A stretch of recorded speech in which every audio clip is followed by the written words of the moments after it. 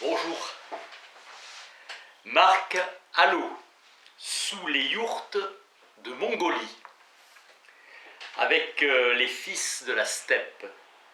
Paysage pur, 6000 km parcourus, marcheurs intrépides et amoureux du pays du ciel bleu.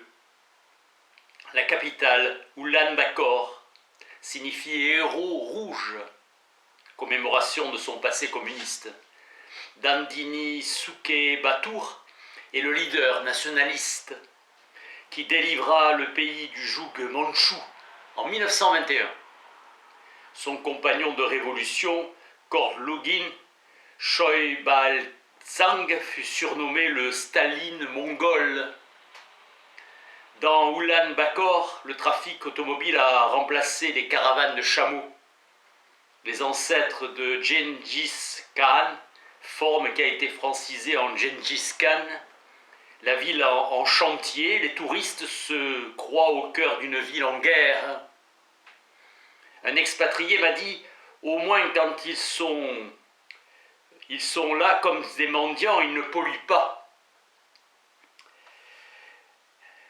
Un expatrié donc a dit ça. Je suis assommé par les écarts de température, la nuit tombe vite, m'interdisant la paresse. J'observe par la photo et me recueille par l'écriture. Discipline essentielle lors d'un séjour solitaire. Avec les Mongols, plus le mercure descend, plus ils rient. Ils sont friands de promenade et ils les abrègent seulement à -50. Jupe courte à -20 degrés. Et des adolescents mangeaient des glaces. Une tempête se lève de manière imprévisible. Bonnet et gants me protègent, je décide de délaisser le confort de l'appartement. La voiture est l'emblème de la propriété et les casemates en béton cadenassées empêchent la convoitise d'autrui. Le pays accueille 3000 ONG. Un tiers du budget national provient de l'aide des pays extérieurs.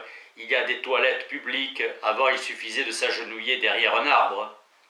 Dans un monastère, des lamas enseignent la médecine traditionnelle. Les trottoirs n'existent pas. Avant 1991, Bataha était professeur avec un appartement, puis à la fin du régime, ça l'a plongé dans la précarité. Fini l'emploi pour tous, les prix stables. Maintenant, il déneige les rues. Il a ouvert une boutique sans autorisation.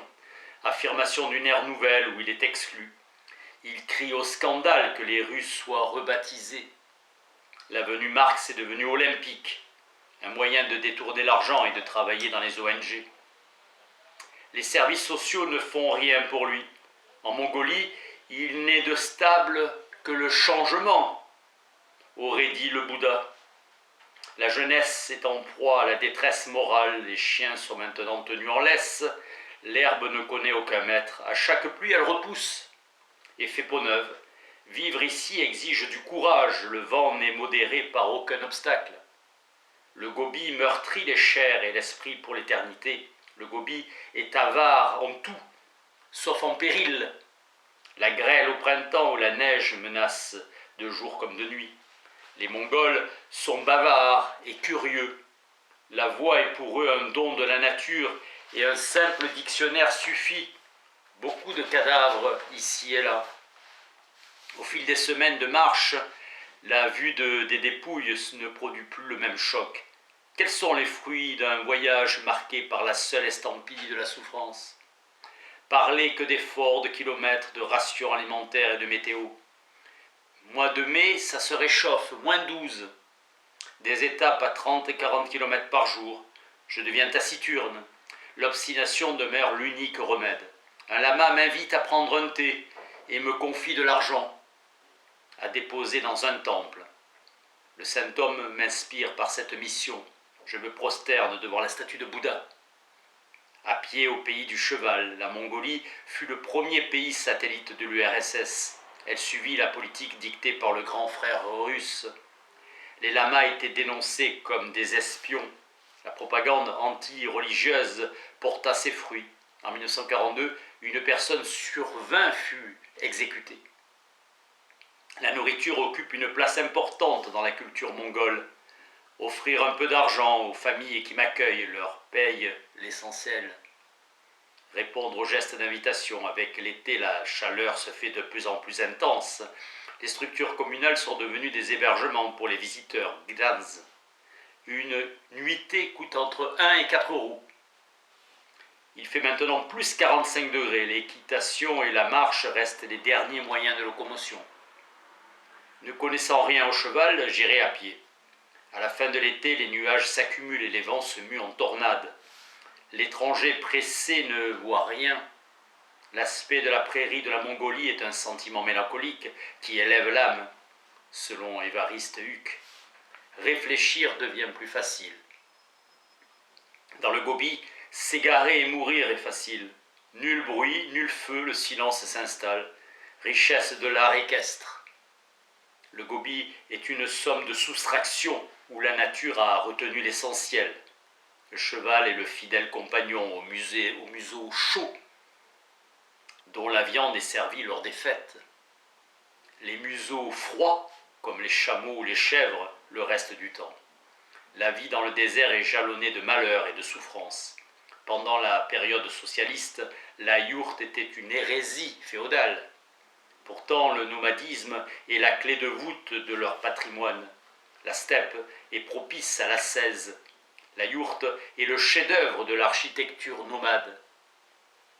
Le bonheur des nomades réside dans leur capacité à puiser en eux la force d'être heureux. Aux yeux du nomade, seul compte l'âme du passant, sa générosité qui dévoile les tréfonds de son être. Le plaisir immédiat et le luxe du pauvre, le lait est leur principale nourriture. Dans les rayons du marché en témoigne encore l'importance de leur culture culinaire. Une heureuse liberté. Une fête rurale est à la mesure de l'isolement du campement. Au silence s'oppose l'ambiance de fête. Quand les Mongols font la fête, le reste de l'Asie se barricade. Stanley Stewart. La cohésion de la communauté se renforce avec le sentiment d'appartenance à la nation mongole. Les premières neiges arrivent en septembre. Le vrai silence naît de la volonté de partager davantage que des paroles. Supériorité de l'acte sur la parole. Paroles trop nombreuses, vaches dispersées. La marche révèle ce que la vitesse masque sous une profusion de visions. Aller à pied rend la vie romanesque. Admettre l'effort. Je me laisse griser par ma lenteur. Les personnes rencontrées décident pour soi. Le bonheur de la rencontre, comme la souffrance de l'ascèse, nous ramène vers le sens de la vie. Voyager à pied exige un goût de l'imprévu et surtout du partage. La moindre action prend la journée. L'harmonie règne dans la société mongole. Car chacun peut offrir et demander à son voisin. La Mongolie est le plus vaste pays sans accès à la mer. Russie et Europe de l'Est, sardines lettonnes, et la Chine, le thé approvisionnent tous les commerçants mongols. La cupidité du capitalisme et la maladresse du socialisme s'entrechoquent. En ville, l'inaction subite me déstabilise. La liberté trouvée sur la route a libéré mon corps des désirs. Une Française me raconte que son guide est mort d'épuisement dans le canyon de Bruyant. En Mongolie, la plus grosse mafia, c'est l'État. Les politiciens ont 4 ans pour s'enrichir. Croire qu'en Mongolie, chevaucher un cheval suffit à faire un beau voyage est erroné. Le plus bel enseignement des steppes est la générosité dans le don et l'échange, dans le partage et l'acceptation d'une autre façon d'être. Ce qui revient à se plier au rythme imposé par la nature. Les Mongols, moqueurs, appellent les marcheurs des babarchins, du nom des lamas itinérants en période féodale. L'Altaï est un joyau aux mains d'hommes miséreux. Les Kazakhs souffrent en silence. Se plaindre pour ce peuple fier et déshonorant. Le vol était rare en période collectiviste. Le seul propriétaire était l'État. Les Mongols détestent les Chinois, qui pensent à leur tour que les Mongols deviennent adultes à 60 ans, pour mourir à 61. La Mongolie reste le milieu des empires.